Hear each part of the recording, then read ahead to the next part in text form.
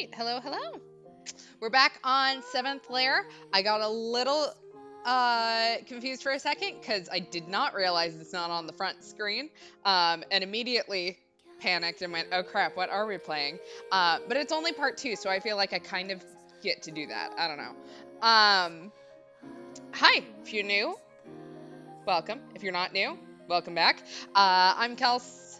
You're gonna hear me talk a lot, so hopefully you're into that. I don't know. One of these days I'll figure out how to introduce myself in a way that, is somewhat engaging and isn't just me saying bullshit. Let's just recap and get into it.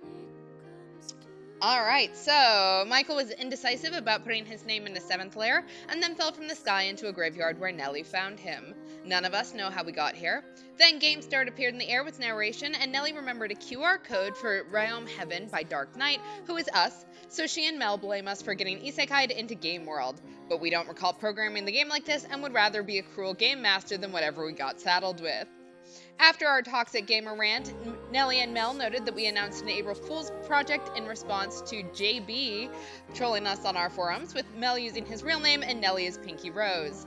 This game more closely resembles an RPG idea we scrapped, and our best guess is that we can escape by completing the game objective, but the Rhodes kids would rather stay and ditch their family and don't believe our girlfriend exists. Look, it's just our girlfriend. She lives internationally. It's fine. We flash back to a web chat with Emeon about romancing a fan and meeting up with her, and our egotistical aspirations about being the greatest game dev of all time that criticism kept bruising, and releasing Fairy House as our debut. Meeting Giselle and getting her feedback inspired us to be better. Then we met her in person and entered a relationship. At the starting village, we encountered a slime that Nellie sat on, and we tried to sacrifice Mel to it. Copyright censored our spells from hitting it, so we had to run. After noticing the game routines on repeat, we reached Pauline's village in Nyhyla village, and she pointed us to the Lord while acting like an NPC. Which, what the hell? Why is she an NPC? Give us Pauline back. Lord Jacopo was also a real person annoyed by NPCs and comes from NVC Corporation, and we roped him into our journey. We can't have Pauline, but we have to deal with Jacopo. This is hell.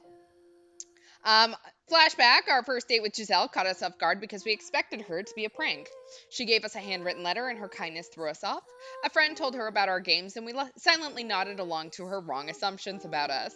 Then we went to a library and talked about being artistically impressed by a sex scene in a movie. She kept giving us bedroom eyes during our walk. So I assume we're going back into the game. I just realized I hit the wrong button. Nope, that's not what I meant to do.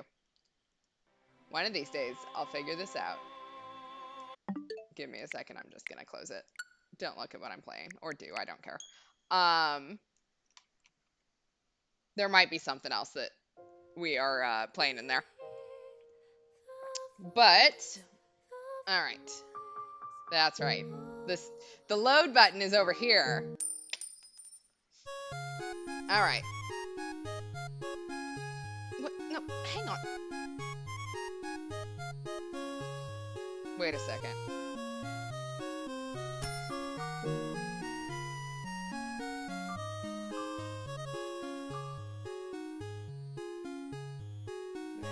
Okay, yeah, this is it.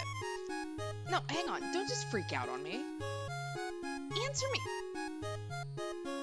Alright, what the hell? I know we went through this. Did we not save last time?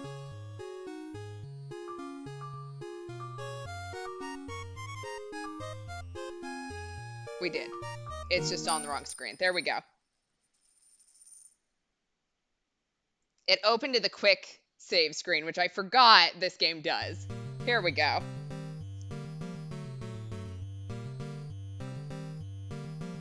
Yep, there we go.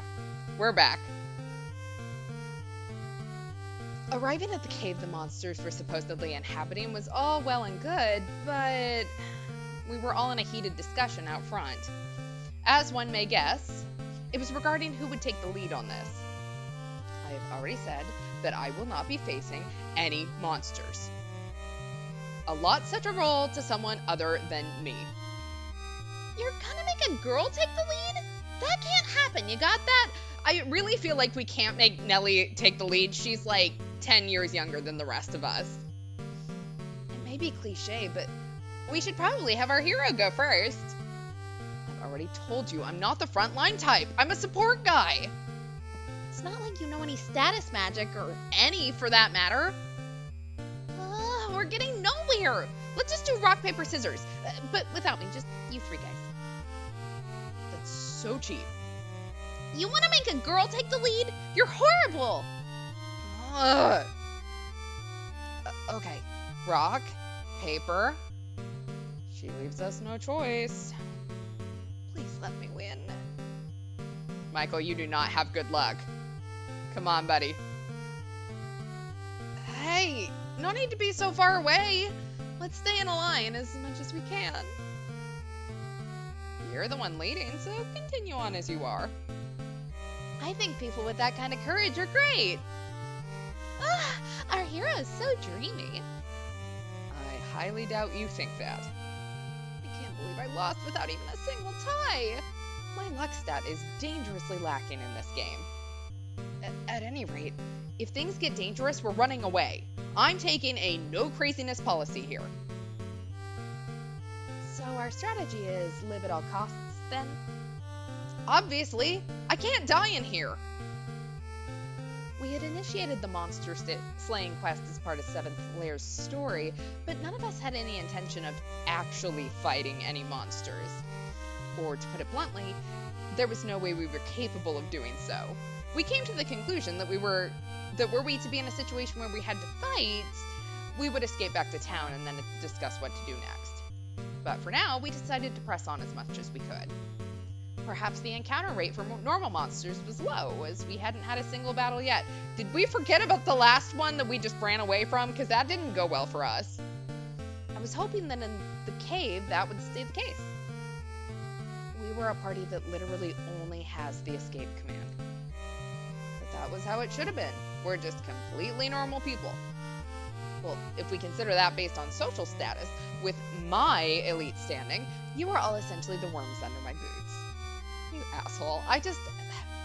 Jacopo, you got an entire game trying to humanize you, and I still don't know that I like you, man.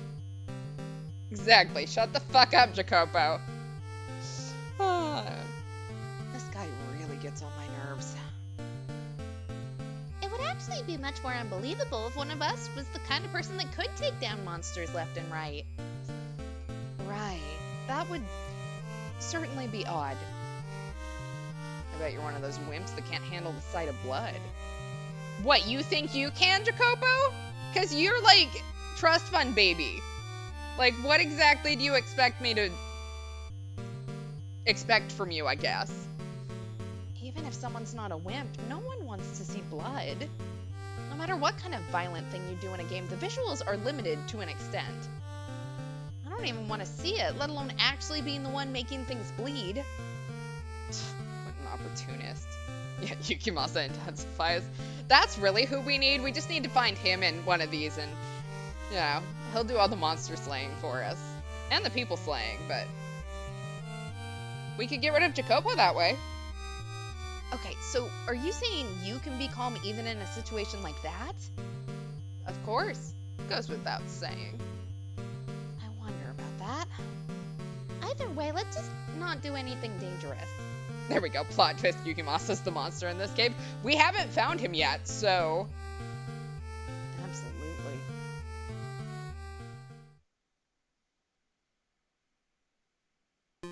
Skipping every normal monster we spotted, we found a slightly open area in the deepest part of the cave. We decided that this would be a good place to rest. There's something I'd like to ask, if you don't mind, Mr. Creator. Okay, if it's something I can answer. How long is this game supposed to be? How long? Right. Didn't you have an estimate on your outline? Did I? Considering just the length of the story, how many events did you think of, roughly? I had never planned on making anything epic or long. There was a number of generic missions, and then partway through there's a change in the world, and after that we head to the underworld where the last boss is. Wait, we're going to the underworld? You say you didn't want to make it epic. You're talking about changing worlds. Shut up. Oh. Is something the matter? I was thinking how long this trivial game will be. Is this what you would call a generic mission, then? I think we're in for a long one. Yeah, likely. And if we must defeat said last boss to finish this game, then aren't we already doomed, essentially? We are average humans. We obviously cannot cast magic and have no experience in battle. And to top it off, none of us are remotely athletic. We all sit around and play video games. Like, we're the type of people who found this little niche site and went, you know what? We're gonna talk to the creator here. Like, there is no way that any of us go outside for very long. Ever. Even if we go as far as we can now, we'll have to fight in the end, right? It's inevitable any way you look at it. There we go. I have not experienced training to pull off a slave revolt. So, do we have to train or what? Don't be absurd. I don't know what this last boss will be like as an opponent, but do you really think we can train to fight the last boss in an RPG? But in that case... Or we can cheese it. Huh?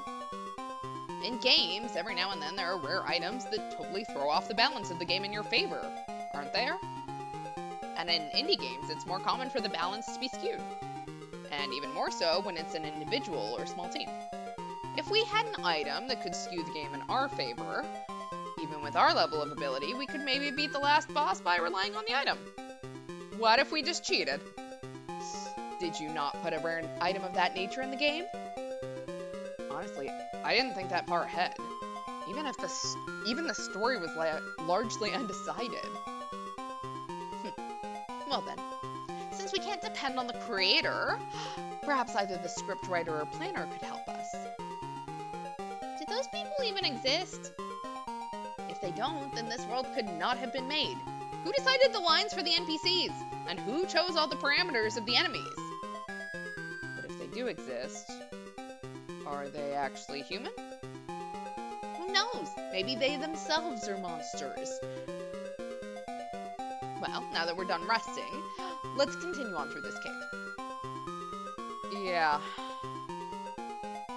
If I'm in any danger, protect me with your life, big brother.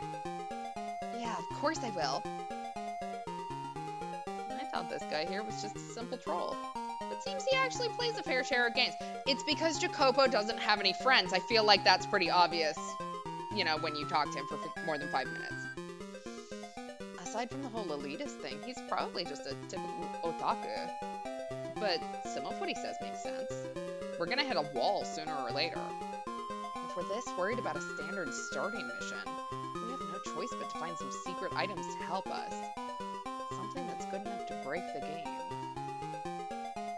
But from the perspective of an indie game maker, a game where breaking it is even possible is likely a super hard one to begin with. Like the enemies being unbeatable otherwise, or lots of insta-kill stuff. Otherwise, there would be no point.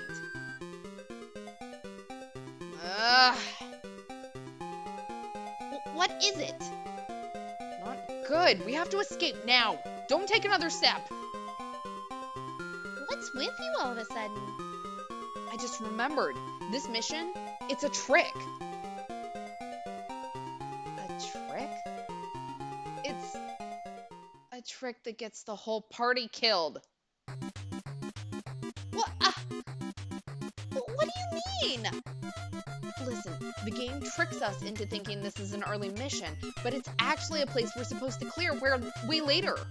I mean, we're not fighting anything anyways, so like, what's the problem of going any further?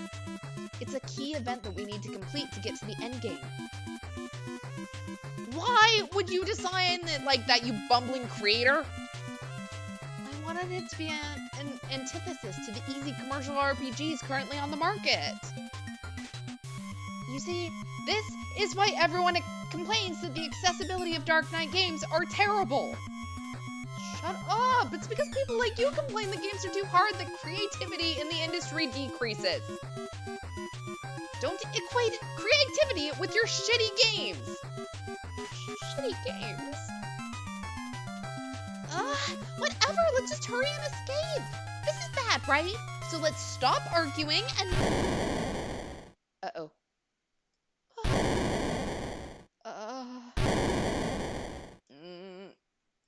It's here. Okay, time to go, guys. No, Big Brother, save me! It's okay, Nelly. I'll protect you. I'll curse your soul for all eternity, you hack of a creator. Oh, what am I supposed to do? Giselle, I'll never be able to see you again like this. Please, God. Oh my God. Hi, man. Huh?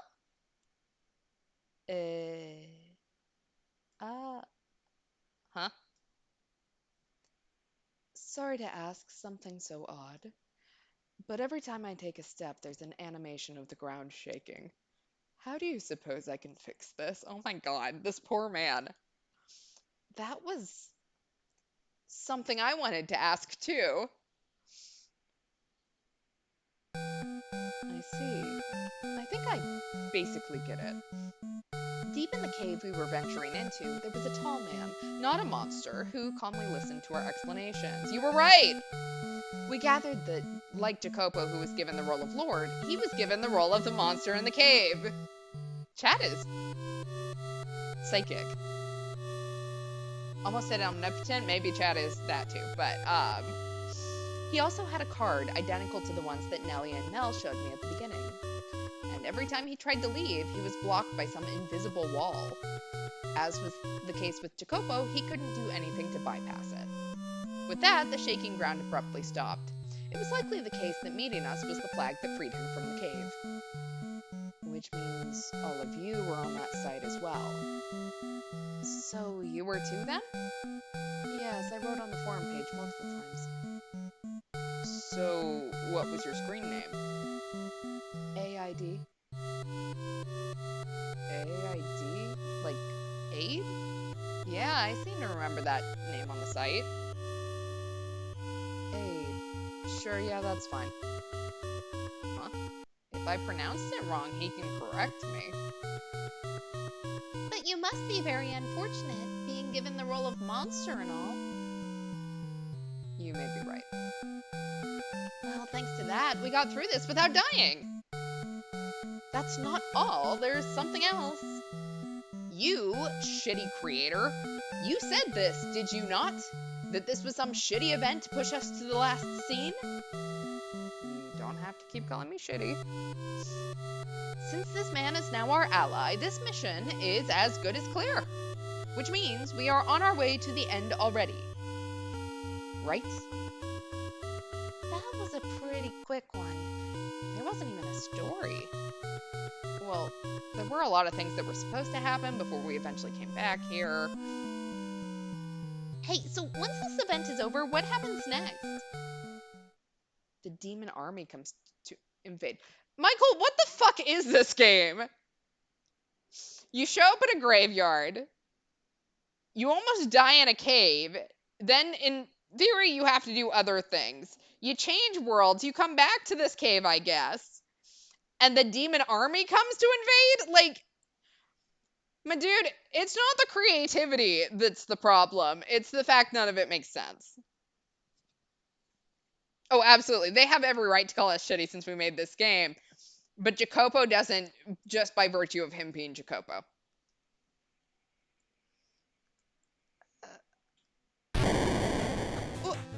Wait, so does that mean it's already happening outside?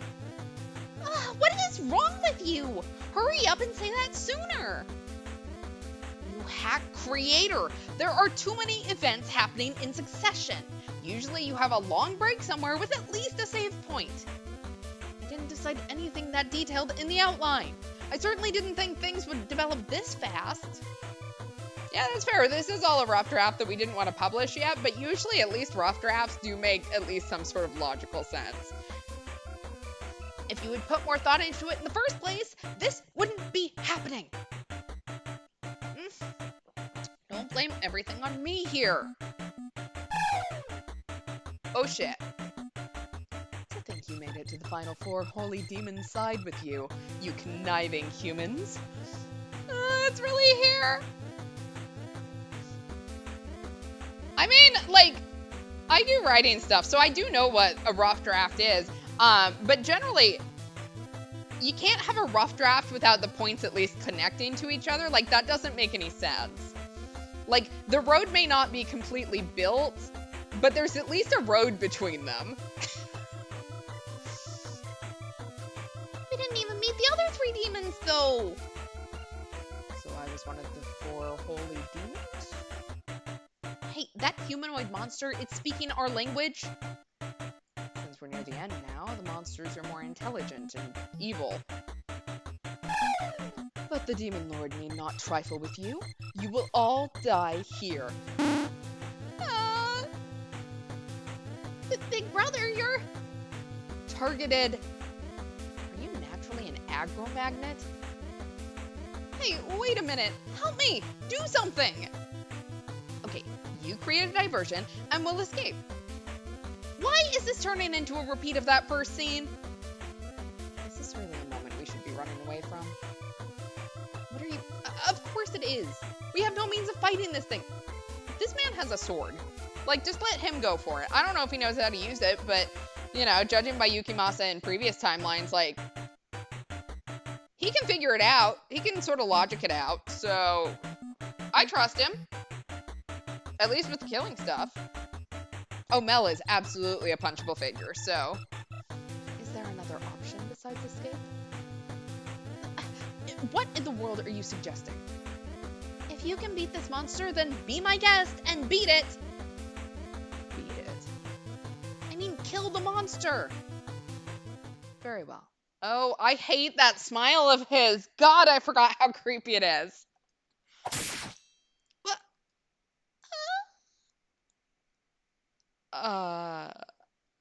We were all speechless in that moment. We couldn't immediately process what had actually happened. No, maybe our brains just couldn't believe what it was that we saw. Dark red blood filling our vision. Or, more accurately, freshly cleaved flesh. The awful stench of bodily fluids and blood overwhelmed our senses. And the final blood-curdling wails of the demon. The sheer feeling of disgust was hard to bear.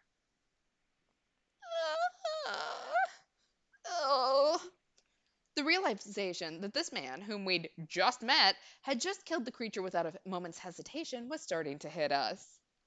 But it was for the better. Had he not done that, we would have been killed. That much was undeniable. His actions saved our lives. We all knew that. We knew that.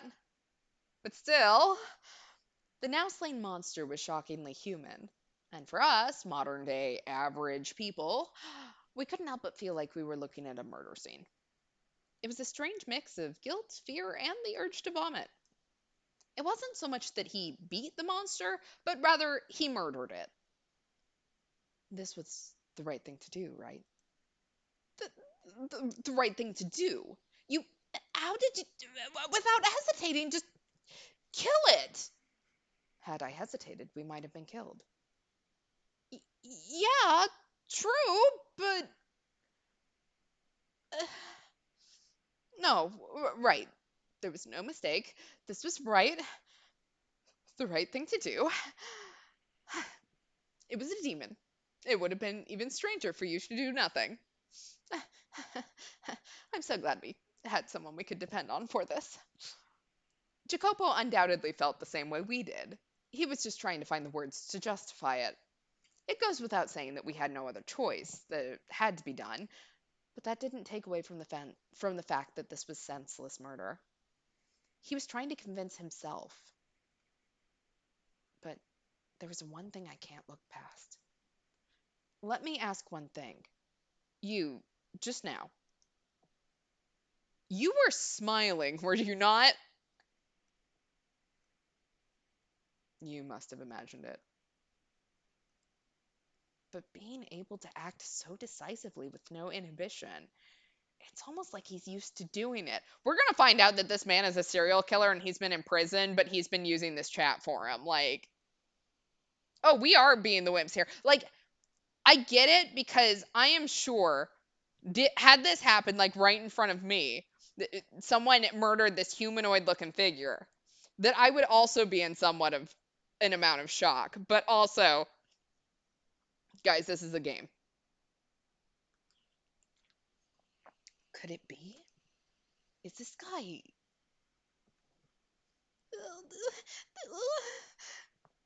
Nellie, Mel, keep it together. You need to be with your sister right now.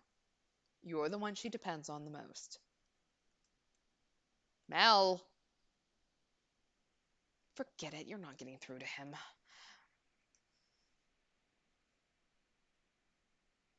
I ended up being the one to hold up Nellie while she vomited over and over. We hardly shared a word until Nellie had come back to her senses. Poor girl.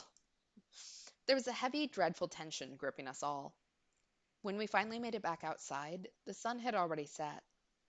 No one had the energy for any small talk, and we all agreed unanimously to go back to town to rest. Seventh Lair was already approaching the end. Did this game have a goal? And if it did, what could it have been? Why did it exist in the first place? And was it by complete chance that we were the ones gathered within it? Was there even an answer to all of those questions?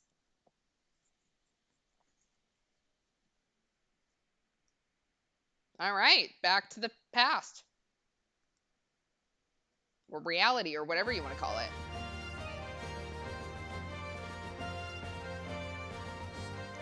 Huh? You two aren't dating yet? Not yet. I don't think 3 months is enough time to start a relationship like that. No. You see her like once a week, right? And you travel so far to do it. But, I don't know, it doesn't feel that way. Like, I highly doubt someone would get on a bumpy train for hours to go see a guy she doesn't like. Or maybe it's you who doesn't like her? Michael, she is the best thing that has ever fucking happened to you. If you fumble this, I will be so mad. Get real. It'd be a miracle if she liked me. Yeah, it'd be a waste for her. Even if, just hypothetically, she had the same feelings as I do. I could never hope to make her happy in any way. Why do you say that? Why? Come on, I have no money and no prospects for the future. I don't deserve to date anyone as I am now. You're overthinking it. No one ever said you need qualifications for love. It's only something that applies to teenagers. Once you're in your late 20s, there's things you can't gloss over with emotion. Like, is your livelihood stable? Do you have savings? What do you do for work? Lots of things like that. So, being a man is too hard, eh? I'd like for you to not joke about this. Yeah, I know that. But don't you think that's beside the point? You only know what you know online, and you don't know how real girls actually are. Not all girls fit into that mold where they only care about a man's status, right? Well, yeah, I think so. But I think the one she sees isn't the real me. Well, you know, Michael, how you might fix that is like actually telling her what the real you is and not just letting her assume. She sees the talented, legitimate creator, Dark Knight. She doesn't see the Michael, the weed in a world of flowers. We're not getting anywhere. Come on, what is it really? Do you like her or not? I mean, just be straight. I won't judge. I like her. I think. You think? I like her. Well, then stop mulling over it and tell her. I do tell her. If you do, I'm thinking about quitting game development and finding honest work. So that would let you come to terms with it. Can you say that you making that decision wouldn't be her fault? I think so. I don't know. I can kind of already see it. If you decide to do that, it'll destroy you. I mean, she likes your games, right? Why would you stop? First, you need to struggle in order to strive. That you can do, I would know. After you've struggled to the point you can do anything, then you can compromise. You should open up to her about everything. Say you have no money and no future, that you have no guarantee of stability in your work or your life, that you have nothing to make her happy, but that you like her. I'm thinking about going to Lyon. Really? Okay then, here's what I'll do. I'll put all my money on the tables flipping and you getting totally rejected. LOL. You're on my side. I mean, I am. I just think I'm a little jealous. You getting a girlfriend and me not having one? Huh? You don't have one? Did you really think I did? No, I just assumed you were decent with women. I'm a virgin, you hear? A virgin. LOLOL. Oh, Emeon, I love you, but also maybe don't tell him you're a virgin the second that you actually convince him to go tell a girl about his feelings. Like, you have to make him think you're still an expert in it for at least a little bit longer, right?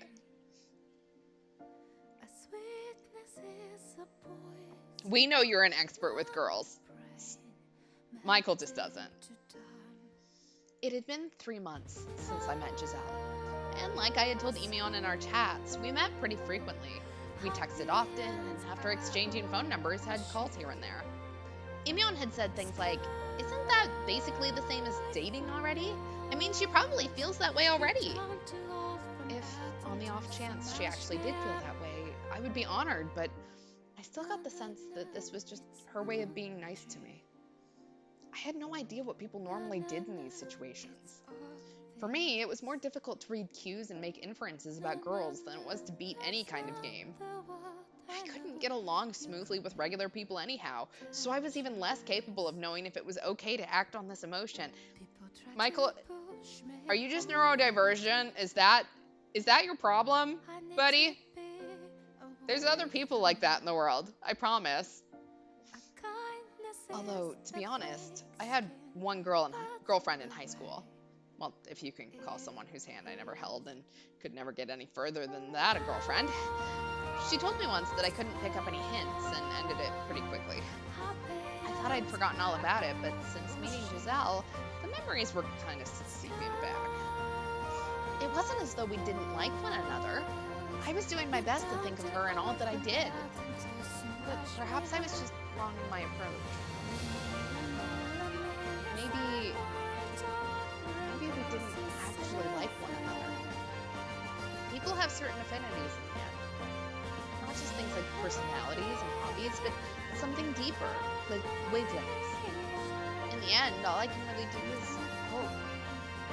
Hope that her wavelength matches my own. I'm a negative person. She's positive and humble. We're polar opposites any way you look at it. But I just hope that our arrows are pointed the same direction. The music is so loud. Like, let's see. I'll turn it down again.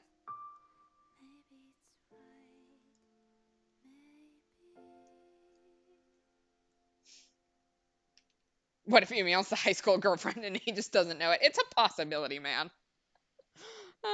That would be so pathetic. I love the idea. As I arrived at Lyon Station, Giselle had apparently already been waiting for me and pranced over with a smile as soon as she noticed me. She was on the taller side for a girl, but that gesture made her seem like a puppy running to greet me. I love you. It was pretty far to Lyon, right? We could have met partway again. Her breathing was fast from running for a moment, and I couldn't look directly at her. Having seen her multiple times now, I could actually converse with her leagues better than I could at first. But thinking about what was to come, I couldn't help but be nervous. Well, you came out to Paris to see me the first time. Well, that's true, yes. And plus. Plus what? No, never mind. I thought that if I was going to be telling her my feelings, it was important that I come to her. But I couldn't say that yet. Our ex telling us we're already in and we just need to step forward. This is our ex who's sitting there going, oh my god, man, please just hold my hand. Like, please. We've been going out for 6 months now. Why do you just keep looking at it? Is there anywhere that you wanted to go? No, I didn't really decide on anything, but yeah, maybe if we could go on a walk somewhere? What? Is just a walk okay? Is that not good? It's totally okay. I'm actually happy.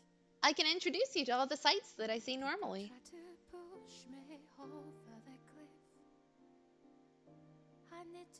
The liveliness of Lyon seemed softer than that of Paris somehow.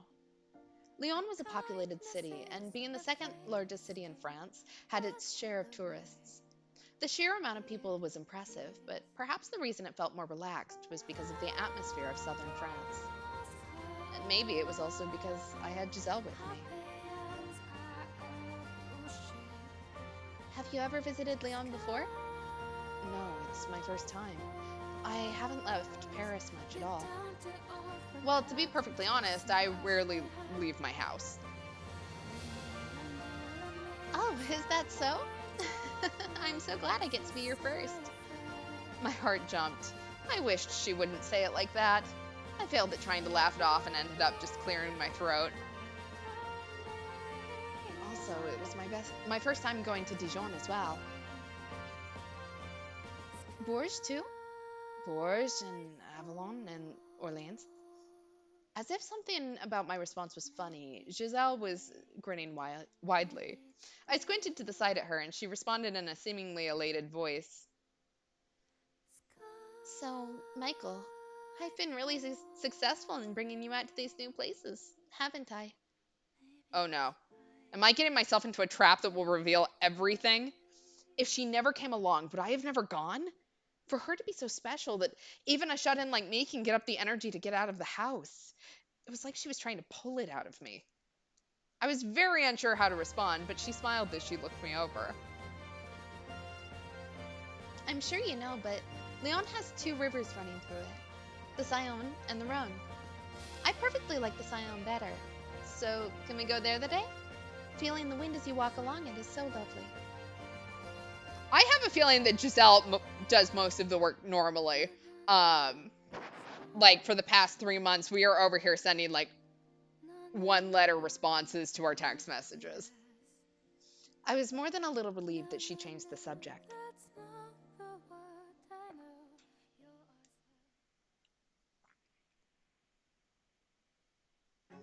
The surface of the Saône River had a strikingly deep color to it. The gentle wind along the riverbank seemed to stroke and lift Giselle's glistening hair. This dazzling scene could have easily been something out of a portrait. I slightly regretted not bringing a camera with me. There is something I've been wondering about lately. She lifted her eyes to meet mine. As always, her eyes seemed to pull me in. Why did you decide to tell me your impressions of my games? Huh? As if my question was unexpected, she opened her eyes wide with surprise. Well, how can I put it? I never thought that would occur to anyone. At least, I'm not the type to do it. I'm trying to figure out who is speaking here, so I'll apologize that I think I'm getting it wrong, but... Why not? The world is overflowing with better stuff. You might not be very well versed in games, but you read books and watch movies. Yes, and I watch dramas on TV as well. Compared to content like that, the games that I make are negligibly small. It takes effort to gather your thoughts and relay your impressions of something, so I just think what I make isn't really worth the time. I know I was dwelling on something negative right now, but I wanted to finally bring it up no matter what. Why did she feel such interest in my games, to the point she wanted to write me how she felt about them? Why did they stick with her like that? Of course, I couldn't deny that one big motivation for wanting to ask was because it was her, a beautiful girl.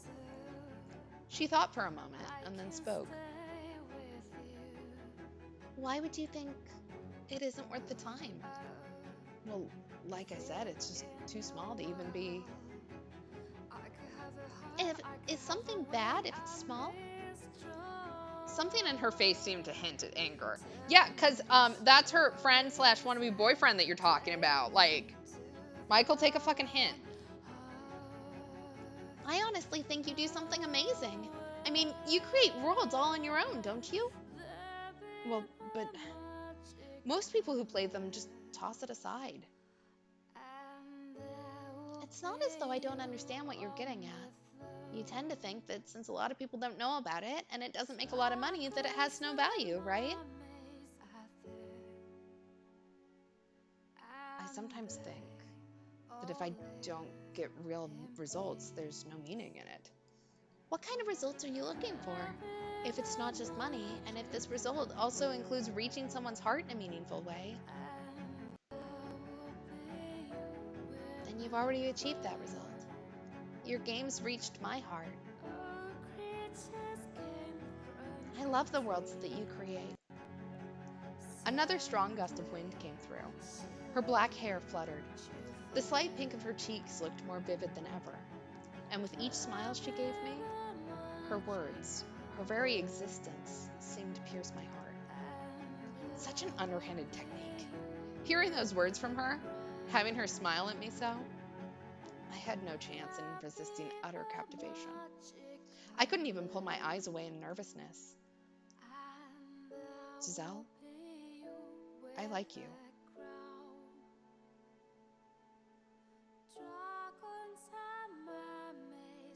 I said it. I said it. I said it. I said it. I should have, I don't know, had a better approach. I should have waited until I had the sunset before us. I should have prepared better emotionally or with better words.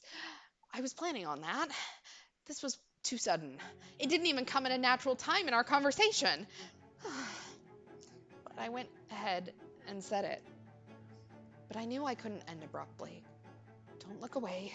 Keep it together. Exactly. She just kisses us while we panic in our head. Take a deep breath and continue. I revealed my feelings, and it was easy to tell by her face that her entire brain had stopped. Her cheeks then grew red, and her hands started moving in an aimless confusion. What?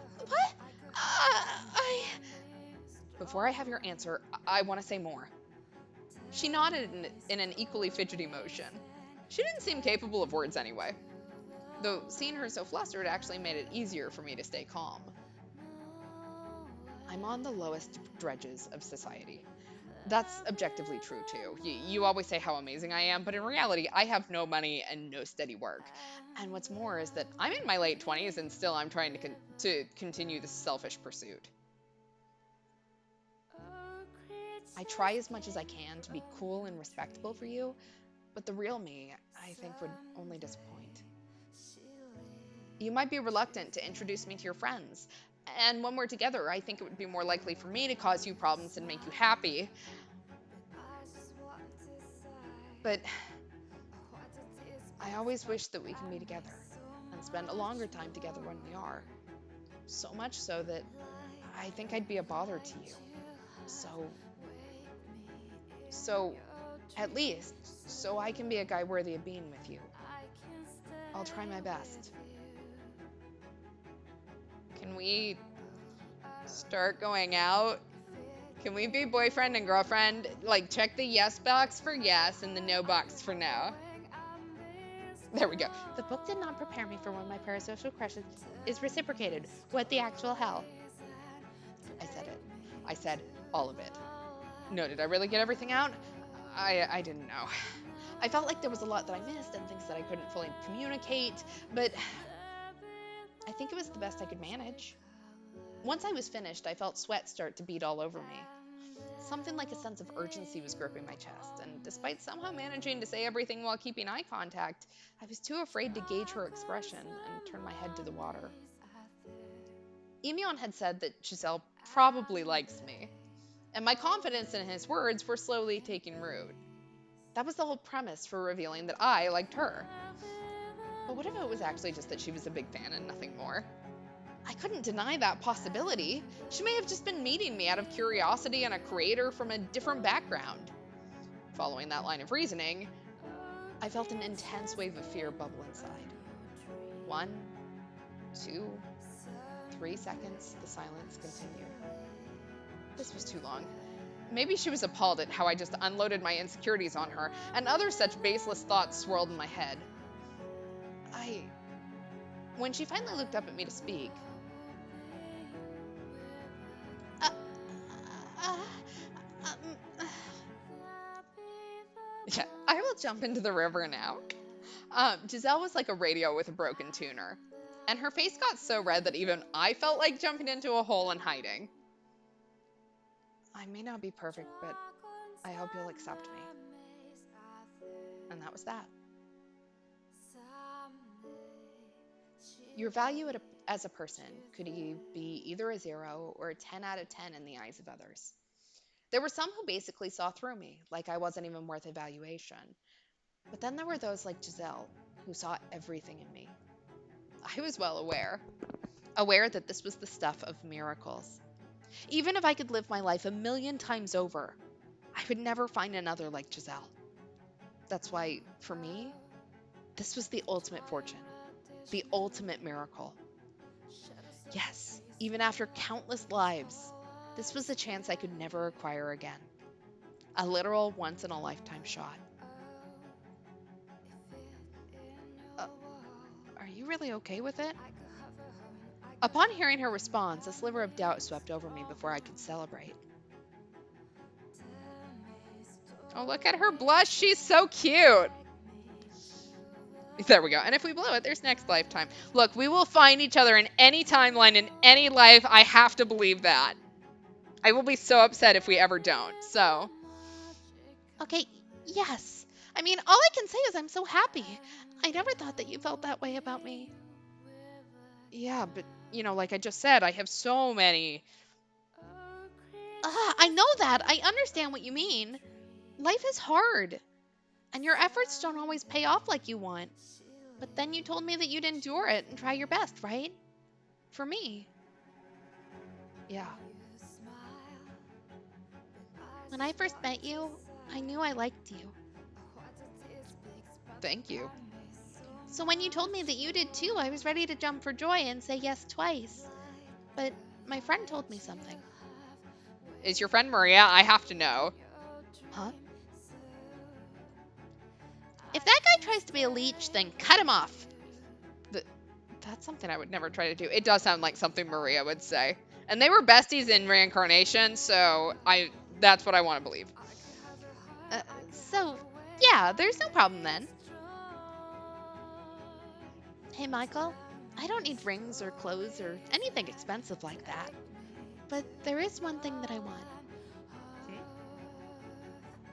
I want you to let me be the first to play your games. That's just wow. What could she have said that would have hit me harder than that? I want you to be the first too.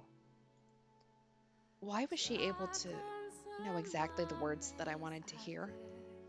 Now I can only fall for you even more. Giselle, I could never leave you now. Maybe that's why we haven't seen Maria, is because Maria's with Giselle, wherever Giselle is in our fantasy world. So, did you do it? No, we didn't. Why is that the first thing you ask after hearing me out? Just the way things were going, it's weirder not to. Are you impotent?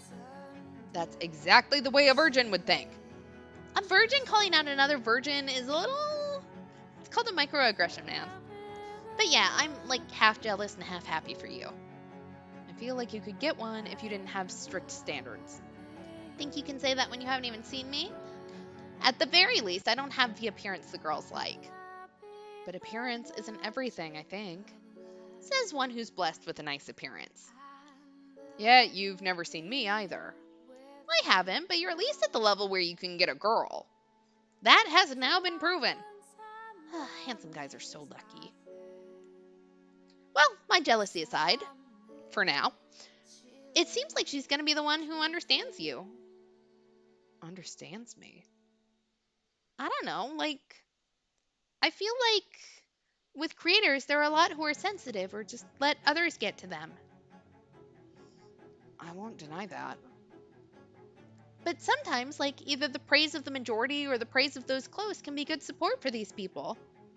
And those close to you aren't just family, but friends, accomplices, even lovers. Heck, even someone you have a crush on who doesn't reciprocate.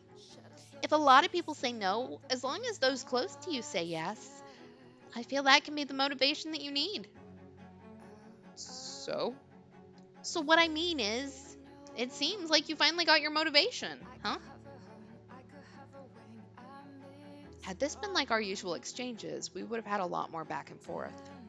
But right now, he hit the nail on the head completely. That prideful drive of impressing the masses, if I could shift that and make her my new motivation, it was highly possible that I could make something completely different from what I said before. Thank you for letting me know. Just remind me, if you wouldn't mind, before next stream.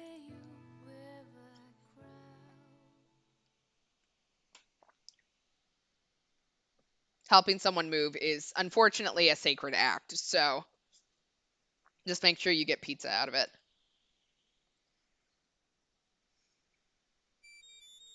Well, this place looks creepy. Hey, look, everyone, the sky, it's. Whoa, this is like the end of days. So, is this a monster invasion event that you spoke of? Not monsters, a demon invasion. Demons! Well, both of them seem similarly to me. Either way, it seems so over the top it's hard to feel scared. Really? The townspeople are running amok, and the regular monsters look a lot stronger, so it certainly feels like a crisis to me. Well, you may think that, being such a wimp. Hey, what gives? You don't need to say it like that. And who was the one in shock while his sister was puking her guts out?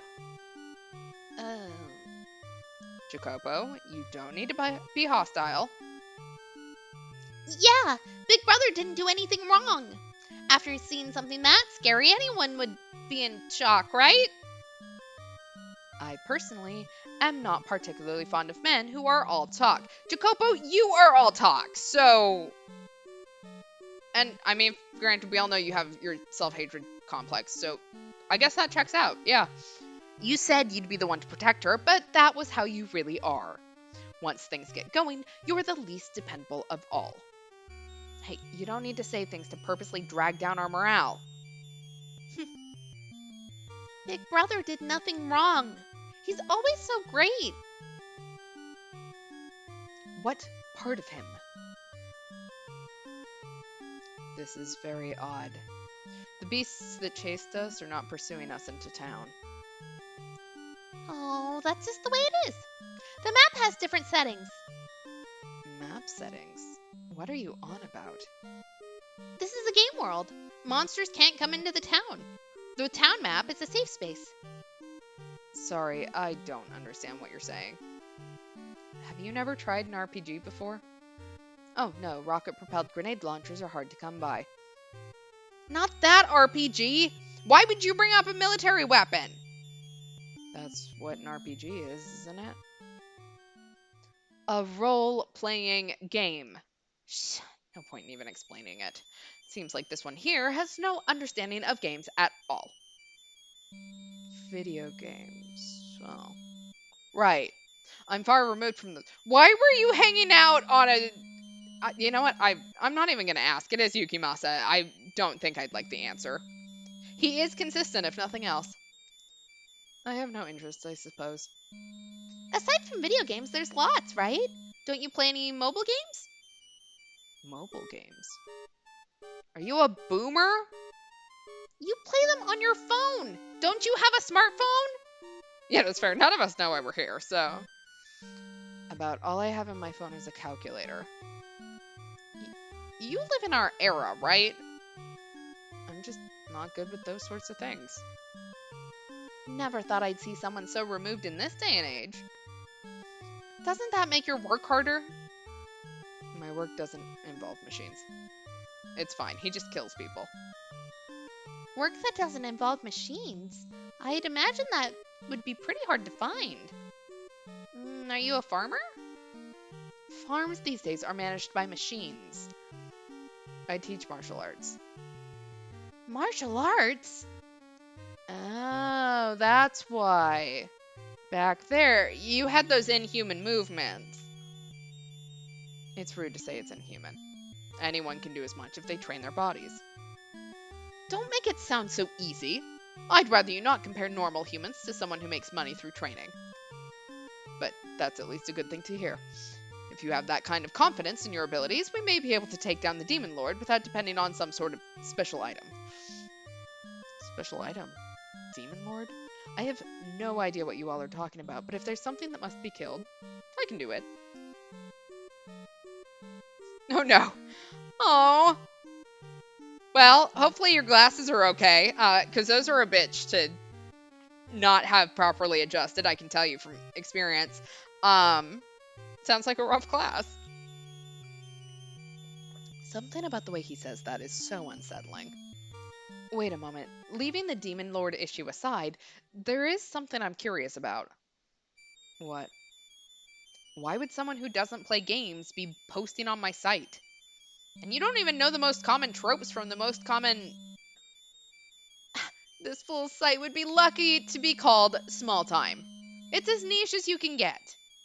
And who's the one who frequents that ultra niche site? Yeah, someone told me about it. Fairy House.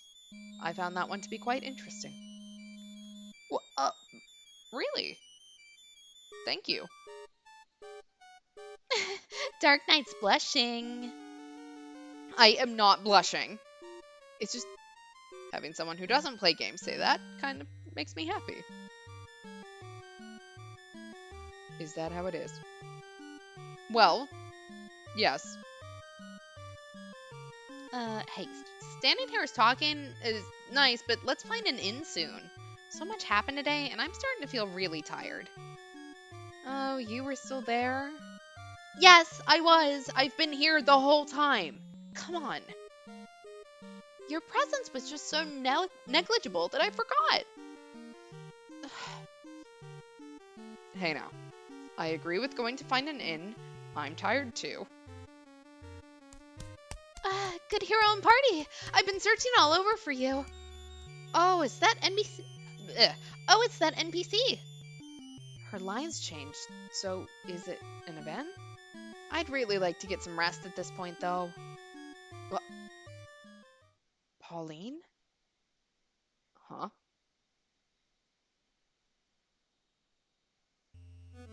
Word that your warrior has bested the 4 holy demons has reached me as well. It seems that we were right to leave this world in your care. Hey, Pauline, what are you saying? Why are you here?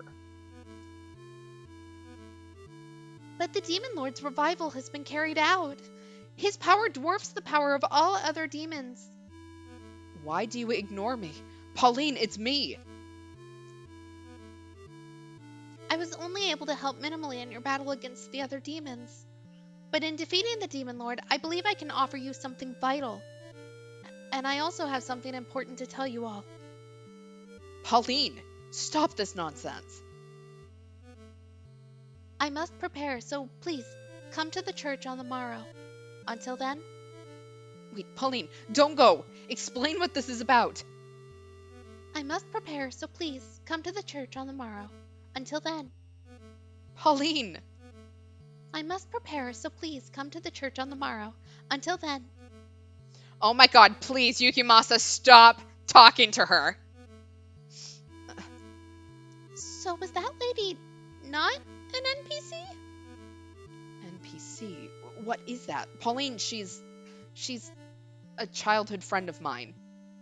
But what did you say? Hey, what's the meaning of this? Explain if you can at once. What in the world is an NPC? A non-player character. The breakup must have been really nasty. They're programmed to have only certain lines and actions, meaning they have no mind of their own. No mind of their own. So she can only say the same things over and over. Until the next event starts, that is. Wait, but she's your friend, you said. So that means she's a real person, right? Right. Yes. She's not a program. So then why? Why is a real person an NPC? Oh my. So does this mean that woman was also on Ryome Heaven? Huh. If we consider what's happened so far, then it's likely the case. We all downloaded Seventh Lair from Ryome Heaven. That was the root cause of us all being here. Yes. She's the one who told me of that site in the first place. On April Fool's, I looked at the site. She, Pauline, was very excited about the new release. And when it came out, we looked at the forums together. What is that woman's screen name? Hold on, I don't remember clearly. I think it started with a P, and it repeated twice. Pow Pow? Yes, that's it. She's a regular. I remember her well. She's a very nice person. I've chatted with her a lot too. To think that was her. I want the girls to all have a group chat. Like, if we can't have girly slumber party, we need a girls group chat. Hey, Michael, right? You're the owner of that site, you said. Yes, I am. You really don't know anything. I... We have one person who's been turned into an NPC. At the very least, we can be sure your site is somehow related. It's nothing to laugh about anymore. I really don't know anything. I didn't even finish 7th Lair, nor did I plan to upload it. Yet you have no proof for us to believe as much. Proof. The one I was planning to release on April Fool's was... I can't remember. Can I even really say that I'm innocent? Am I really not responsible for this? Damn, I don't even know anymore myself. Nothing's gonna happen if we blame anyone right now. I mean, I too thought Dark Knight was the perp at first. But now that we've been together for a while, I can't see him as the bad guy. He's hardly a puppet master laughing from the shadows. He doesn't seem that way to me either. Nellie. Instead of playing the blame game, let's think about how we can learn Pow Pow to normal. That's way better than fighting.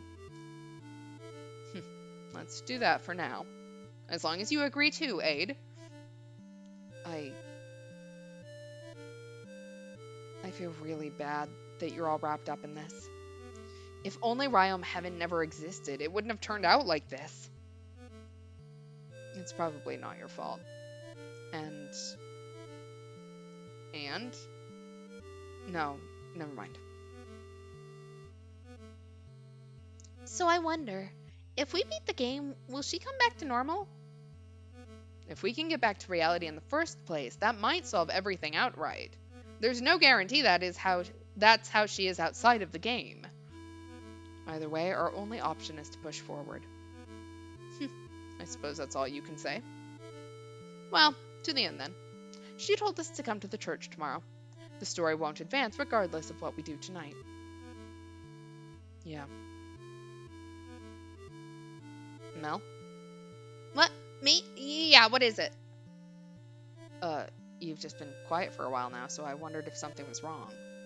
I don't know, you just feel strangely aloof.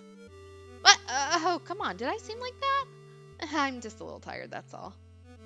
Sorry to worry you. No, if that's all it is. Pow Pow's become an NPC. I feel like our situation has changed in a weird way. There we go. Michael's too much of a pathetic sopping wet cat to be the mastermind, so... And Mel's peculiar behavior is concerning. I just wonder, will things change for the better? There's never any guarantee of that. How about you put a song on? A song? Give Fairy House a theme song. If you can, please put this in the next update. What kind of song do you want? Let's see. I think a gentle song would be nice. And the lyrics? Can I think of them? Can you hear the voice? The voice always there for you. The voice of Fairy.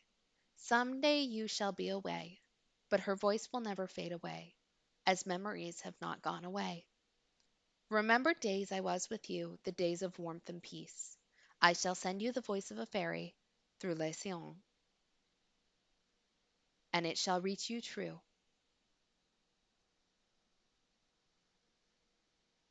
This is my last creation, and in a way, it's everything I have.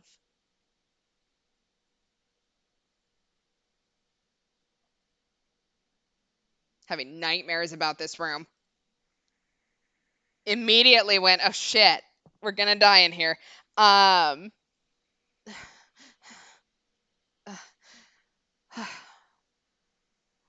a dream. What was that? That felt like a horrible dream. My last creation? What the heck is that supposed to mean? What what in God's name did I make? Why? Why is it when I try to remember, I start to feel sick like this? Calm down. That right now, it was just a dream. Nothing more. I should go get some fresh air.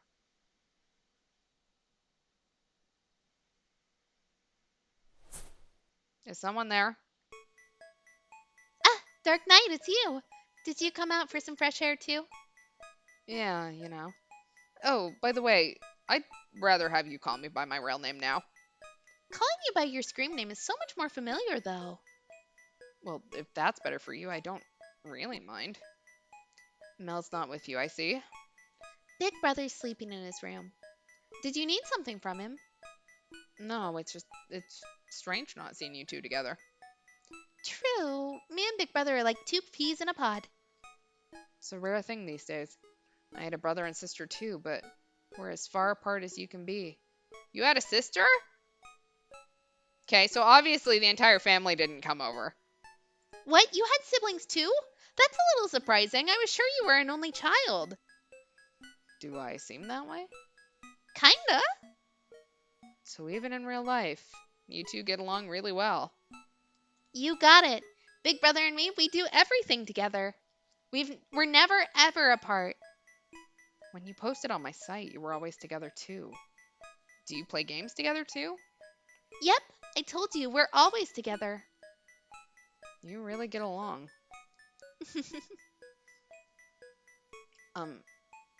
About what happened before? Thanks a lot for that. Huh? Did I do something? You backed me up, saying that I wasn't the bad guy and whatnot. Well, it was just what I thought. Yeah, we do know from reincarnation that the brothers didn't come with him in his next life or his parents, but I kind of hoped that we'd reunite with our brothers at some point. It was fucked up. Our parents can die, but our brothers, I feel like maybe we could have gotten somewhere with. Oh, maybe if his sister, what if his sister in this life is Morgana? I would love that. That would be cute. Well, it was just what I thought. I was only saying what I felt, so you don't really need to thank me. Thanks, regardless. Did something happen? I can't remember it. I can't remember what I was planning on uploading on April Fool's. It's like there's a perfect little hole in my memory, and when I try to remember what was there, I start to feel slightly ill. I'm really not the maker of Seventh Lair, and I'm not the one who've dragged everyone into this. But I have no proof to back those statements up. You said that I'm not the type to be pulling the strings from the shadows, but on the off chance... You're worried about what you might have done during that hole in your memory. But still, I just know it wasn't you.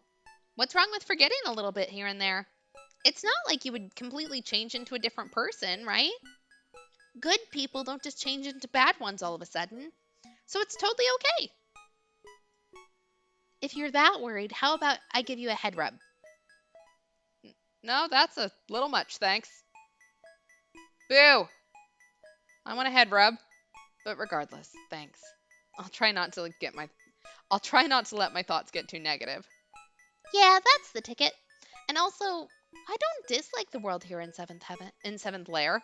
I keep wanting to automatically read that second word as seventh heaven because of Final Fantasy VII. Just so you know, I'm not angry over the fact that I got involved in this. Even on the off chance that you're the one who made all of Seventh Lair. I won't be mad at you. Nelly, I'd even be fine with staying here a while. wouldn't you want to go home though? You have family in the real world and friends. I don't have any friends. Are we all friendless people? Like, is that the whole reason we're just a bunch of friendless people? This is so sad. Nellie is such a sweetheart when she isn't simping for Mel. I think overall, Nellie is a sweetheart. She just occasionally lets jealousy take over, and that's her big flaw. Huh? Surely you probably have some. Why do you think so? Because you're a sweetheart. Well, I mean, you're a friendly person, and you were active on the forums. Michael, if she was on the forums, she wasn't out with friends. I just hate to tell you this. With words, you can be anything you want. Just because the character on the forum is positive and friendly doesn't mean that the real Nellie is like that. And even now, I'm only keeping this persona up because it's not technically real. Hey, don't tell anyone else. I was bullied at school. What? You say it like it's nothing. It happened a long time ago, but it made me stop wanting to go to school altogether. So I stayed home. That's why Big Brother is my only friend. Girl, you... Poor Nellie. I'm gonna beat those bullies up. There we go. The real Nellie once scalped the girl and wore her hair as a wig. As long as I have him, I don't need anything else. In the real world, too, I don't need anything. And actually, it's been a long time since I talked to anyone but him. I think you're special, and the others too. Nellie, that's just literally because you haven't talked to another person in a while. Like, Mel is not good conversation. Since we talked online so much, meeting in person like this, it was easier to have a connection. I feel like we're friends. And you were easier to talk to than I expected. I could tell you were a well-mannered person. And JB wasn't actually that terrible of a guy. No, he's terrible. He was just dissing Mel to high heaven back there. Well, yeah, that made me mad. But, I get the feeling he's just the lonely type. Yeah, I can agree with that. He seemed to be looking for attention on the forums. I know I didn't exactly have the thickest skin, though. At least you're all easier to be around than my classmates. You and JB, too. I know. It's weird that I don't have any friends that are my age. Yeah, girl, please make some friends that are not middle-aged men. I can't seem to mesh with kids my age, so at school I was always all alone. Even if I have to force it, I know that I have to make friends sooner or later. I wonder. True, having friends your age is better, and I don't know, it seems like it's easier to be mobile in society. So in that sense, it's definitely better to have friends at school. But honestly, in my school days, I didn't get along well with other kids either. I mean, even as an adult, that's still true. But it wasn't that I had no friends at all. I ended up finding a like-minded friend online. I didn't know his face, and I didn't know his actual age. But still, if you weigh that against a friend who you only have shallow interactions with, it's clear which one is better.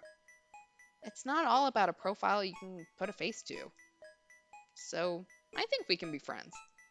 We have different ages and nationalities, and we can't talk about school or anything. But I don't think that's what's important. You'll be my friend too? I think I can be quite a troll to you on the forums. Well, there's no question now. Okay. You're not allowed to say such nice things, Dark Knight. What the heck?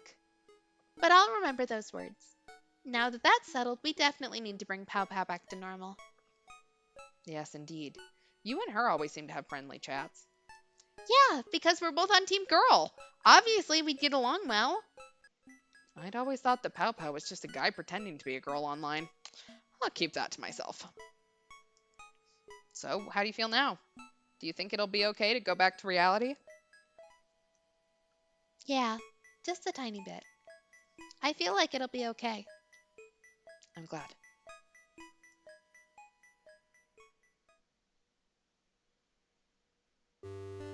Hey, morning. Finally awake, huh? Everyone's already waiting. Good morning. Whoa, you don't look so good. You okay? I'm not a morning person is all. Wow, a textbook shut-in gamer. Shut up. Okay, now that everyone's assembled, let's go to that church. We're gonna beat this game and get Pow Pow back to normal. You don't have to worry about her, Aid. Okay. Let's all do our best, everybody. You seem extra enthusiastic. Did something happen last night? Nope, nothing. It's just, I'm starting to think it would be nice to see you all in real life. We should all meet in real life and be friends. Friends? Yeah, can we not? I see you as a friend too now, JB. Yes, indeed. An elite such as myself is the polar opposite of net nerds like you, but if you insist that much, I suppose we can be... Okay, everybody, move out. Let me finish! I wonder if what we talked about last night really resonated with her. If it did, then I'm glad. Now, all we have to do is hope that finishing 7th layer will return us to normal. Let's do it! I was awaiting your arrival, hero and party.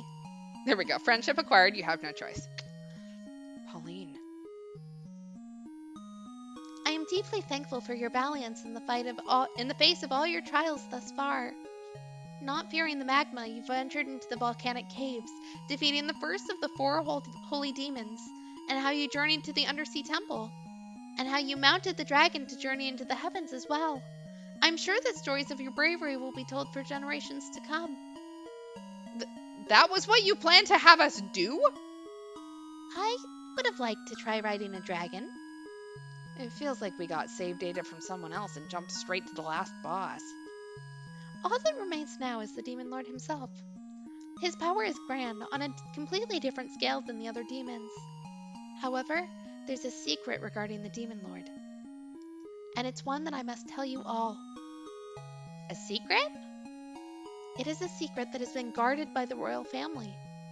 The true form of the Demon Lord is the Queen of our land. What? When the Demon Lord invaded our land in the past... Yeah, I'm guessing it's gotta be Maria. The Queen used her own body in an attempt to seal the Demon Lord away. At the time, it was thought that she was successful. However, after regaining his power and reviving, he took over the body of our Queen and returned to the underworld. Hey, Hack Creator, was that in your original outline? Now that I think about it, I remember considering such an ending. Personally, I think this development would be more interesting earlier in the story. That way, it'd be easier to visualize the objective of beating the Demon Lord. I give this a low D. I'd like for you to not criticize the story this late in the game. Defeating the Demon Lord would mean killing the Queen as well, and if possible, we wish to avoid that. Yeah, the poor Queen! I mean, who cares about an NPC anyway? Sheesh. It's gotta be Maria, now that he's said that, like... And I will be so mad if he does not oppose killing Maria. After the Demon Lord took control of the Queen, scholars from all over the world gathered to find a way to return her. And in truth, I'm one of those. Oh, so it's going to be one of those kind of stories. I live now as a sister of the church, but my true name is Grimoire, Mage of the Dawn. Stop this messing around, Pauline. You're a normal person. We were able to put our powers together and create a divine weapon. It has been dubbed the Paladin's Dagger. If you thrust this into the Demon Lord, he will be vanquished, and the Queen shall return to her original form. Here it is, our OP weapon. I knew you were a full-blown otaku. However, the Paladin's Dagger is not yet complete. Even with the powers of all the scholars, it could not be realized. So, we just need to do the event in which we complete the dagger? To finish the Paladin's dagger, the soul of a strong warrior is required. Huh? A soul? Given that you have defeated the 4 holy demons, I'm sure that you could complete the Paladin's dagger. So that means I must request that one of you become a sacrifice. Oh, shit! I vote Jacopo. So one of us needs to die. Seems like it. In a way, this is totally by the books. We have a sad event with one of our 4 friends dying, and that makes the final battle all the more epic. Yeah, pretty much. Should have told us beforehand. God. I completely forgot that it developed like this. I realize that I'm asking something terrible of you, and I apologize, which is why I will not force your hand. You all have 2 choices before you. One is to decide who will be the sacrifice, complete the Paladin's dagger, and save the Queen. The other is to defeat the Demon Lord outright, as well as the Queen along with him. That settles it. No way one of us is gonna die for this. The Queen? I had no idea she even existed until a minute ago. And plus, now that we have 8 on our side, we don't even need an OP weapon anymore. You could take on a Demon Lord no problem, right? It's not even up for consideration. Okay, I'll be the sacrifice. Shit! No, wait! Agreed, you see. What? Hey, are you sane? We require a sacrifice, do we not? I'll do it. Buddy, this is to be the sacrifice, not to kill the sacrifice. Feel like maybe we should clarify that one just a little bit. Whoa, wait. You don't understand how games work. Even without some all-powerful weapon, it'll all end so long as you beat the Demon Lord. Yeah, if you beat the sacrifice, there's a chance you might actually die, too. It might not only happen in the game. Well, even better. I was going to die eventually. But why do you say that? Because Pauline wishes for that as well. Well, that's not the Pauline we know. No, she doesn't. NPCs just say what they're programmed to. Those aren't actually Papa's words. Get a grip here. I know it's not her speaking. But even if they are just lines in a game, there is meaning to what she's saying. What do you... Is there some reason for you to think that? Last night, I was thinking of why she was like this. You said that she's a non-playable character, meaning she has no mind, that she's just an empty shell. Yeah. And it's my fault. What do you mean by that? Pauline is very likely already dead. Oh shit! What'd you do to Pow Pow? What, dead? What are you trying to say? Whether before or after being pulled into 7th Lair, I cannot be certain. But in the real world, she lost her life. Which is why it's only a shell of her that remains in the game. I think that's the answer. Wait, what led you to think that? Why is she dead? How could she be just a shell? How? Is that really a topic up for discussion now? We don't even have any idea how we got into this world in the first place. The problem is that she's turned into a shell of a person. And I have an idea of how it came to be that way. Well, I want to know what you did. Wait. I killed Pauline. Killed her? What are you talking about? Hey, cut the jokes. Yeah, Nelly, you can't just ask people why they're dead. That's like saying that you're some kind of murderer. That's not... It's not like I'm not. Are you serious? Yes. Why? You said that that Pauline, she's your longtime friend. Why would you need to kill someone like that? Do you know of the Dutch Decapitator? That is a wild... Please tell me that is your stripper name. Like... But the decapitator? I do. A Dutch serial killer. In the past decade, many have been killed by the same method. Yeah, talk of it blows online sometimes. He always takes the head of his victims, apparently. I think maybe on French news. Maybe it was never covered? But on the net, the kind of places with underground information, he's a fairly famous killer. Although it's become more like an urban legend. Hey, cut it out. Are you saying... Yeah, it's me. Okay. I was joking when I said we'd find out he was a serial killer. Um, so he did not fulfill the promise of making her his only victim if he came in.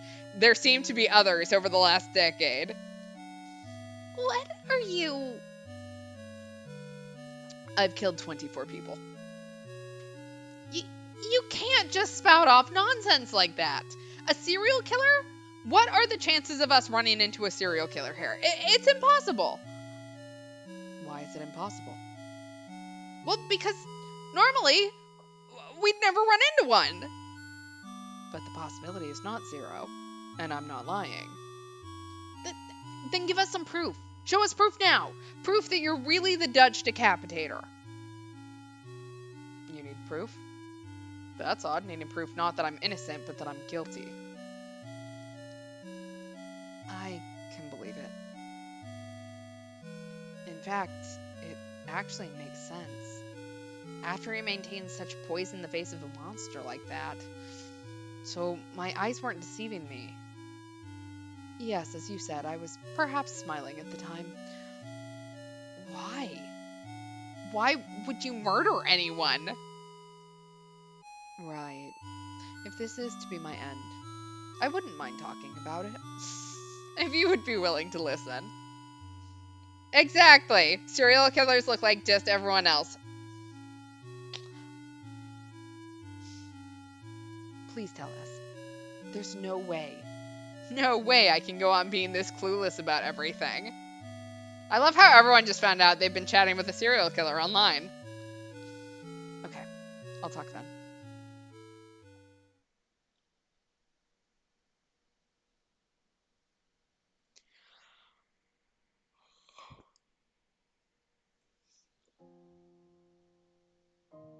Look at that pretty Dutch street. It was easier when I was a child. We unknowingly do cruel things as children, right? Roasting bugs or torturing animals. It's the same as the rest, so you don't stand out. But little by little, everyone around you realizes the cruelty of those acts and stops doing them. Moreover, they feel an aversion or guilt at the thought of doing it. I'm not able to determine if that's benevolence that comes with congenitally or instinct. I think that's the wrong word, but I don't know which one it's supposed to be. or something that's taught through discipline. And if we're talking about discipline, that's something I had plenty of. And you can see what I'm getting at. Maybe something in my brain doesn't allow me to feel compassion, or maybe I didn't have the ability to learn, but either way, the way normal men see female flesh as an outlet for their lust, I saw the corpse of another person as an outlet for mine. Humans die if they don't eat, but they can survive without sex or pleasure. But holding that back just tends to make those desires build up.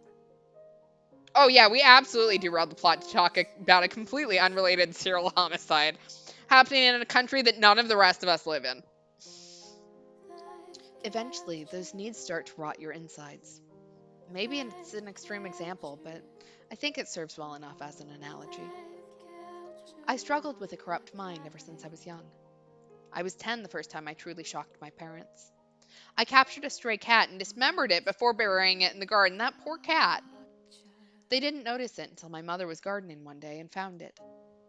My mother screamed like a stray herself, and my father scolded me fiercely before taking me to a psychiatrist. I then learned what I felt inside was incompatible with society, and that it was what society considered criminal. But that didn't convince me any of it was wrong. In fact, I started to feel it was illogical to be bound by such rules. I was 12 the first time I killed someone. No one knows about it, and I've never told anyone about it. Thus, you all will be the first to know. I recall it being on the way home from school. A husband and wife were just talking. The woman was next to a stroller. She wasn't focused on it at the moment. She was involved in the conversation and likely thought there was no danger to the child in the broad daylight. I was a child as well, so she was not suspicious of me. Naturally, adults are the ones to fear, not children. I passed by the woman and then realized I had her baby in my arms. Had it cried then and there, I would have been discovered. But the baby continued sleeping, and I continued walking. The people passing me by actually smiled cordially. "Looking after your little brother? What a good boy you are," they said to me. Sleep kidnapping. I smiled bashfully back at them. This is so fucked. Like, oh my god. I went on into the forest from there. I put my hand to the baby's neck. The sunlight was seeping through the treetops, seemingly making the baby's face shimmer. It had, of course, woken up by now, but after filling its mouth with sand, it couldn't make a peep no matter how hard it tried. I think I may have been strangling it for a number of minutes, but I recalled feeling as though its breath left it remarkably quickly. But even still, I felt as if I was breathing for the first time, as if the clenching sensation in my chest had been released like a valve. That's when I knew that this was what I wanted to do. You didn't want to hear it? I see, sorry. But if you don't understand that I've always been insane, we won't get anywhere. Why did I kill? Why am I called the Dutch Decapitator? Why did I kill Pauline? There's only one thing I can say to sum it all up. I am insane. Exactly, he has the same brain defect as Saito Sejima. Like, wild that we played 2 games like one after the other where it came up. I was 13 when I first met Pauline. She moved to the house next to mine. She was the type to warm up to anyone right away. But I remember her crying over very insignificant things. It was a bit irritating to me at first. I was relatively social, or rather just the way a typical child was. My teachers all liked me, but it was all an act. But Pauline, having moved next to me and being about the same age, started coming over to play regularly, and the time I spent alone began to dwindle. It was easier for me to not have to talk to anyone. Keeping up a facade is tiring after all. Yet, after spending a lot of time together, a change happened inside me. I don't believe in fate or anything, which is why I think it was merely the result of spending time together as we went through puberty. But whatever the reason, I soon came to a realization. I was in love with her. I was surprised at myself. I never suspected that I had real emotions in any capacity. I thought I was purely insane and could never love another person. The thing I craved more than anything else was to kill. To think that that wasn't all that was inside of me made me a little happy. I think the feeling I had for her was perhaps pure. But I was never able to tell her my feelings. Merely being in love with her didn't somehow make me a normal person. My essence hadn't changed. All that happened was the capability to love was added onto it. I couldn't let the insanity reach her. She was as normal as could be. Normal? No, she was the type to live in a fantasy land. She believed there could be no evil in this world. I'm sure that's how she saw the world. Nothing abnormal even registered in her eyes. Which is why I couldn't let her world be destroyed by a man like me. I was the aberration. I knew that I must not be intimately close to her. While keeping a damage-free distance, we grew to be good friends. Nothing had changed, my insanity included. It didn't dwindle nor decline, but stayed within me. By the time I was in my 20s, my hands were further bloodied. Whispers of the Dutch Decapitator had started to circulate in the Netherlands. I thought it would be traced back to me soon enough, but the way I carried the axe out was too sporadic, and the hate of those affected wasn't enough to catch me.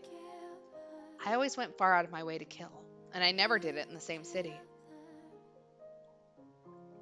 When I was 25, though, I think a security camera somewhere managed to catch a glimpse of me. My killing spree was thus revealed to the world. The ease at which I was discovered was surprising, although it was equally surprising that it had taken that long. Either way, the officials were now on the hunt for me. That day, Pauline gave me a call on the phone. It was pouring rain that day. I had a raincoat pulled tight over my face, making it hard to see and breathe. Thinking about it now, that raincoat felt very much the way my life did. Hiding my face, unable to see what lay ahead, I walked on, struggling to breathe in the torrential rain. I knew I shouldn't have, but following her invitation, I headed to her apartment where she lived alone. She was careful not to alert anyone else when she invited me. She gave me a cup of hot chocolate and a freshly washed towel with a pleasant smell. Nearly in tears, she said, "It's okay. They'll know you're innocent soon." I figured. This was the way she was. There was no insane killers or criminals in her world. She would never think the man sitting before her was one of them, nor would the possibility ever enter her mind. And then, for maybe the first time, I laughed out loud like a maniacal fool. It was funny in a way, but also very sad. It was the first time I revealed myself to her. And then she would finally know the real me. I always thought I didn't want to destroy her perfect world. But actually, I wanted her to understand me. To understand the insanity that was me. I wanted to be in her world. I did it. All of it. What? For 10 years now, I've been killing people little by little. What are you saying? I've always been a killer, Pauline. Her face was stiff and pale as a ghost's.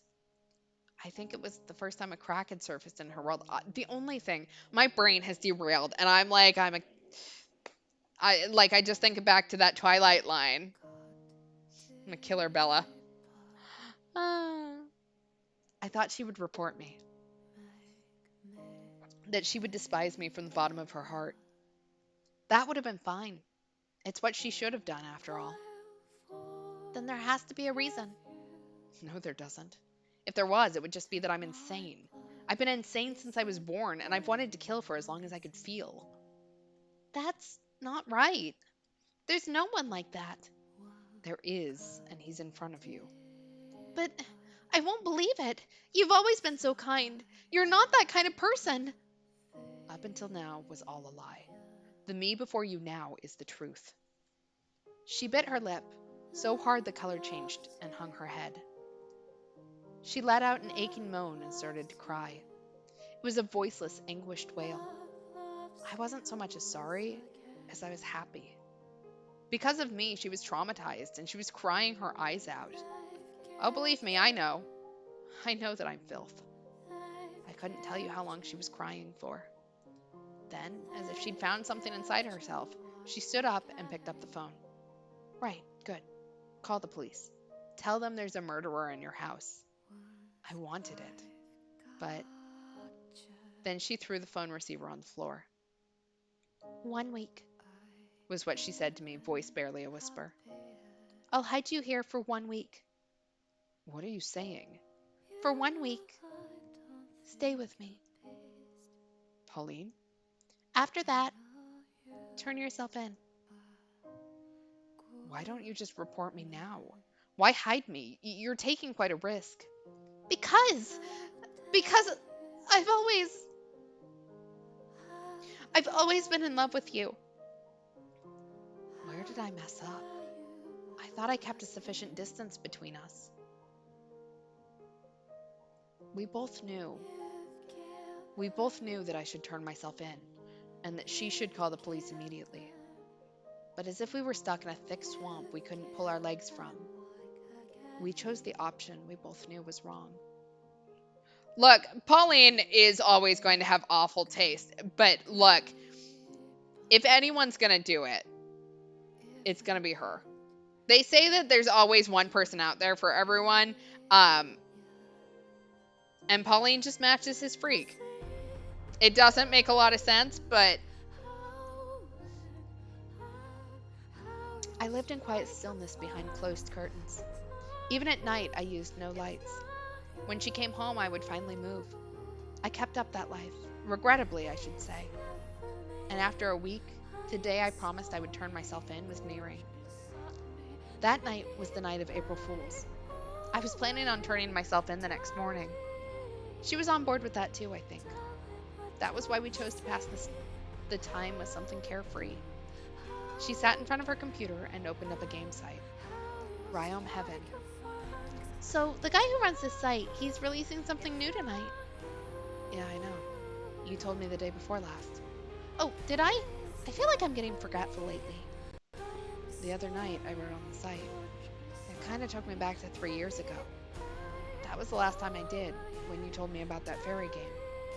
Yeah, Fairy House. I really liked that one. It just felt so gentle. I hope the new game is like that. Yeah. She'd just gotten out of the shower, her wet hair draped over her neck. In my mind, she was still that same little girl as always. But the smooth contours of her neck and shoulders looked erotic, making her appear as a woman to me. I hope it goes up soon. Mm. I hope him saying he'd release it on April Fool's wasn't an April Fool's joke in of itself. If he does, we can play it together. We'll have to stay up all night to beat it. Hey, do you remember Fairy House at all? Yeah? You give language to the fairies. You don't give it to them, you just be able to talk with them. So what kind of words did you teach them? What kind did I don't remember. Oh, I asked the fairies a question. I like my childhood friend. What will become of this love? And what did they say? Someday, it will come true. Oh, those fairies, they're not very nice. Yeah, maybe not. Ugh. It's up!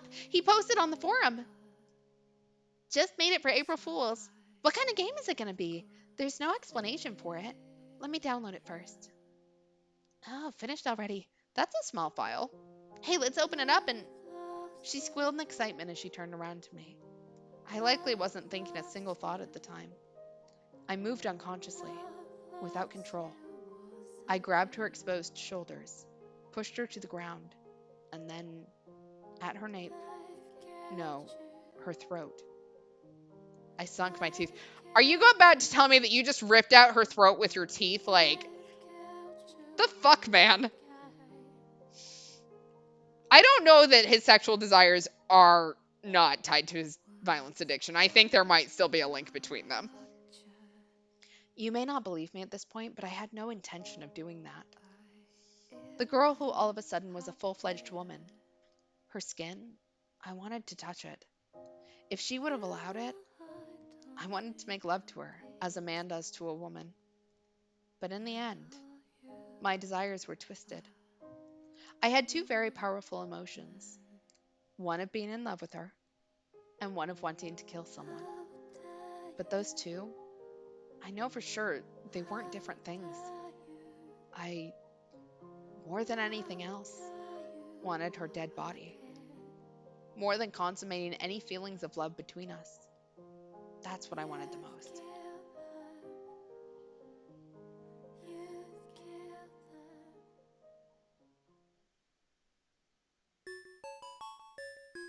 After I bit into her throat, my consciousness drifted far away.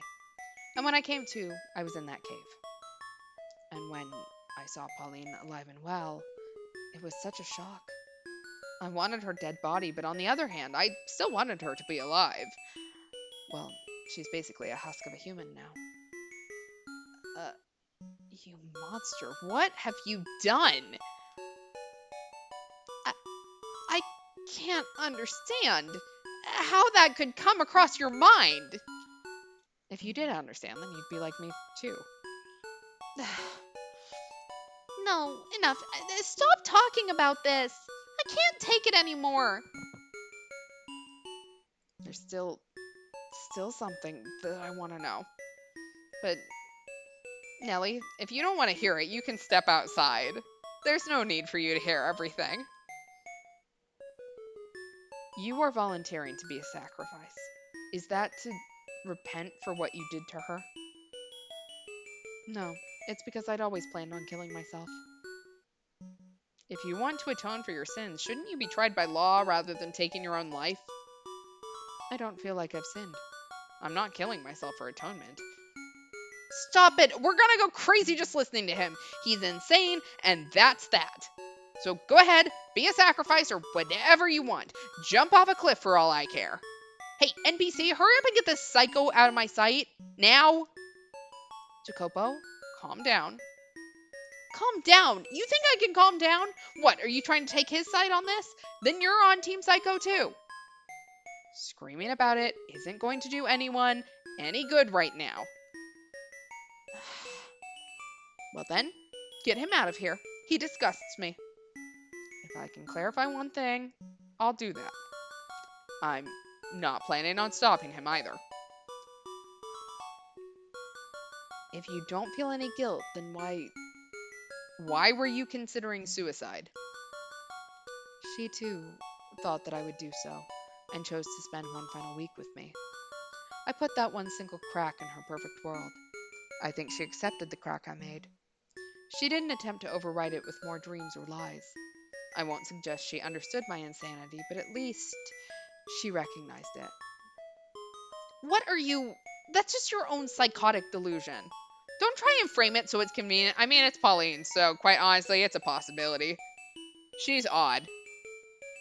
How can you claim to know the relationship we shared? Yet, even that, I can't explain it either. So, what's the point in committing suicide? So that she won't be alone. I don't like the word fate, and I don't believe in it. But even still, if Pauline, as she is now, wants one of our lives, I feel as though I'm being guided to it. As if someone who knows about the two of us is pushing her to say it for some reason. I kind of feel that way too. Which is why I'll be the sacrifice. I have to be.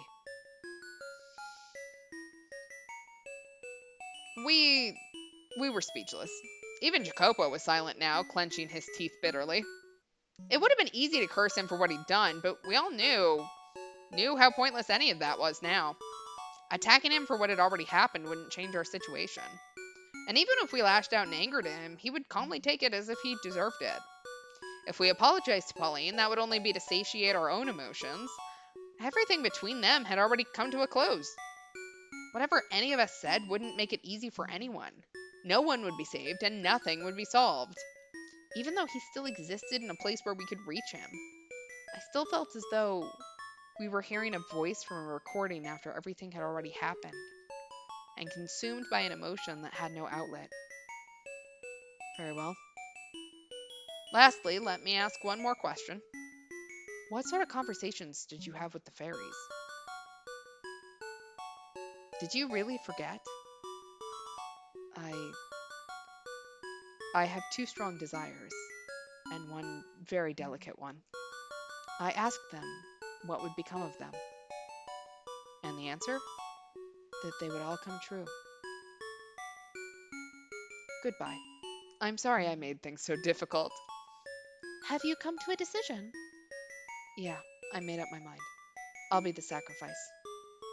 What a truly honorable choice. Your heroism will be told for ages to come. Honor? I'm the lowest scum of the world. Now then, please come to the rear chamber. I will perform the ritual to merge your soul with the paladin's dagger. Yeah, Your life will never be forgotten. me too. I will never forget you either. I'm sorry I put you through so much pain. I love you. Aw. He at least got one last little smile. The fact that we're putting the soul of a murderer inside of a paladin's dagger is wild to me, but you know what? We won't think about it too hard. After a while, the sister returned to us holding an ornate dagger. And as NPCs did, she told us the essentials. We waited for a moment, hoping that maybe Pauline would be free once her NPC tasks were done, but she just repeated the same lines over and over again. The room that Aid disappeared into no longer opened. Well, bye, Yukimasa. I'd say I hope you're in a better place now, but honestly, I don't know.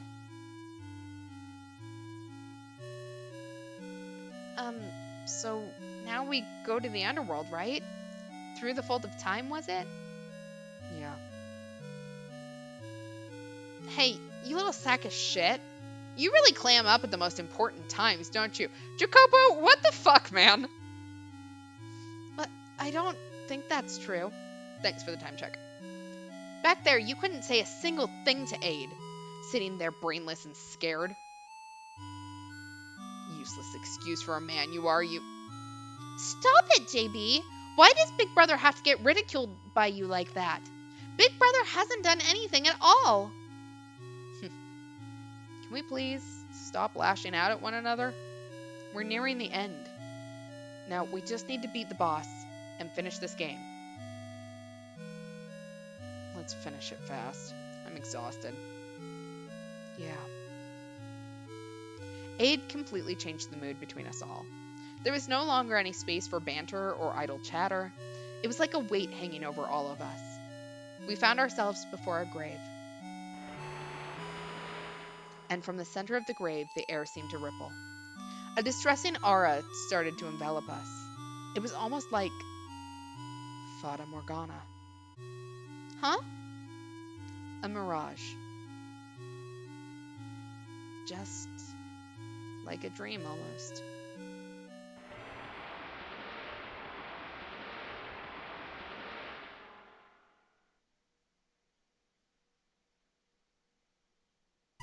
Cue the air horns, exactly. All right, we've made it to the underworld, I assume. So I think we're actually going to end here. I think that's probably best before we get into another deep scene. All right. It is saved. We're all watching it save. Excellent. So next stream is Thursday, 10 o'clock Eastern, 7 o'clock Pacific. We'll be back on 7th Lair because Lemur's unavailable. So that's all I got. Thanks so much for hanging out, and be back on Thursday. Have a good night, all. Bye.